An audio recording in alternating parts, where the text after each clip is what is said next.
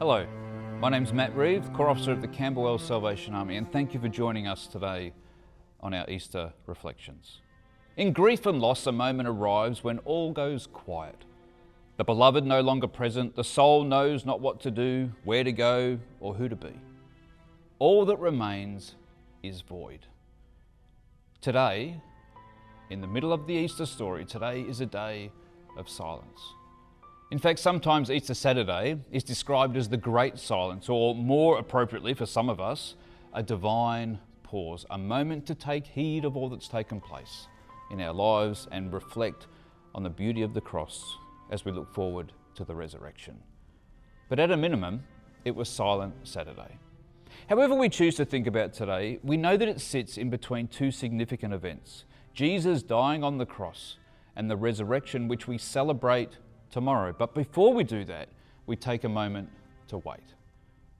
If you're anything like me, I like to watch movies or TV shows, and I am guilty of watching the same movie and the same TV shows over and over again. I have my favourite stories. And one of the reasons I like that is because I know how the story ends. Sometimes I even fast forward to the good bits. I've seen the good bits, I like it, it draws me in, there's a sense of triumph. Who doesn't want to be a part of that story? The Easter story is an amazing story, but we know how it ends. But what about not knowing how it ends? On Silent Saturday, the disciples were scattered, their hearts were heavy, they were full of grief and confusion, but Jesus, their teacher, their friend, now lay dead in a borrowed tomb. The promises of the kingdom seemed to have gone with his final breath. It forced them to pause in their despair, to sit in the tension of unanswered questions. What did it mean that the Messiah was gone? Where was God in this deafening silence? What were they supposed to do now? What are we supposed to do now? For us, Silent Saturday mirrors those moments in our lives when God feels distant and our prayers seem to echo into the void. It is the space between loss and restoration, between doubt and faith.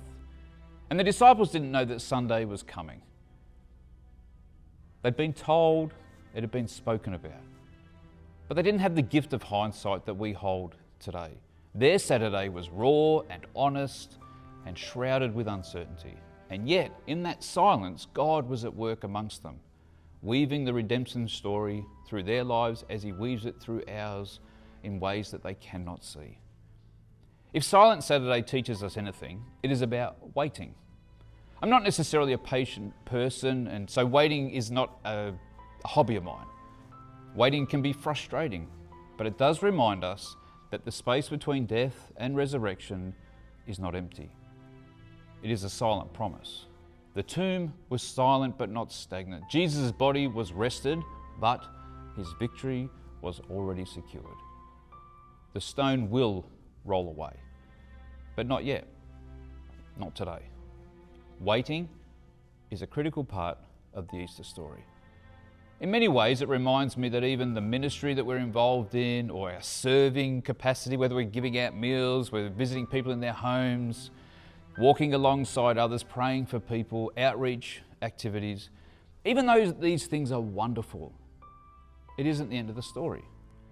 Saturday, in the Easter story, shows us in the waiting that God is at work amongst us. And because we know, unlike those who were there all those years ago, how the story ends, we also know that the story takes this change and we take hold of it for ourselves. Let's not fast forward to the end. Let's use today as a divine pause for the Lord to speak and guide us today. We can think of some situations in our lives, I've got no doubt, that need change. Parts that we would love to fast forward, perhaps parts that we would love to pause or rewind or reject.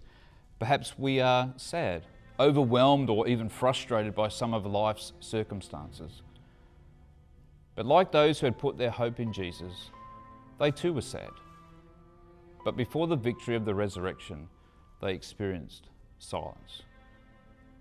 As we prepare our hearts and our minds for what is to come, let's embrace this divine pause today and allow the Lord to speak to us before we cross over to the next part of the Easter story.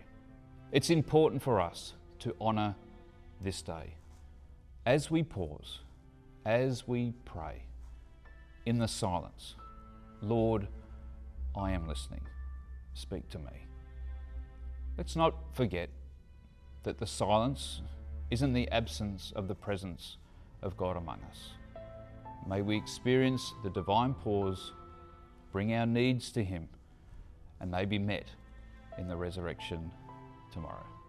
May God bless you as you continue to work this wonderful weekend through the greatest story ever told.